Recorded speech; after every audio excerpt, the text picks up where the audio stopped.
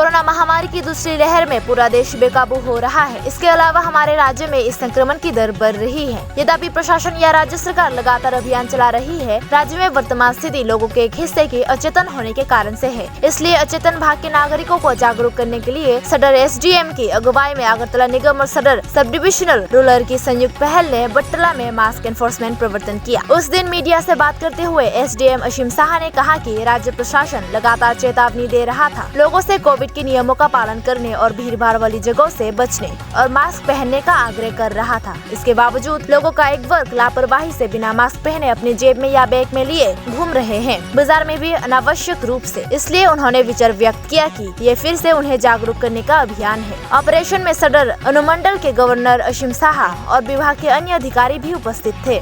जाते जागरण सृष्टि হয় কিন্তু যে হালটা দেখছি দুর্ভাগ্যজনক, মানুষ একটা শ্রেণীর বুঝের মানুষ মাস্কটা পরছে তো নাকের নিচে অথবা থুতির নিচে রেখে দিচ্ছে, আবার একটা শ্রেণীর মাস্ক আছে তার পকেটে, আমি যখন বলছি তখন পকেট থেকে বের করছে, আবার একটা শ্রেণী আছে ব্যাগের মধ্যে নিয়ে ঘোরাঘুরি করছে, অহেতুক ভিড় জমাচ্ছে। যাদের আমরা বারবার বলছি যে বাজারে শিশুদের এবং 65 বছরের ঊর্ধ্বে মানুষ যাতে ভিড়ভাড়ে না আসে, বাজারে না আসেন প্রয়োজন ছাড়া।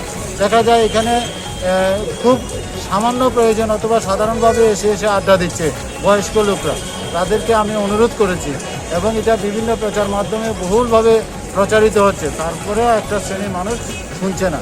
আমি আবারও বিনীতভাবে অনুরোধ করছি যে অ্যাপ্রোপ্রিয়েট কোভিড বিহেভিয়ার সবাই পালন করা উচিত এই মহামারীর সময়ে, না হলে কিন্তু আগামী দিন খুব ভুগতে হবে আমাদের, এটা একদম ধ্রুব সত্য।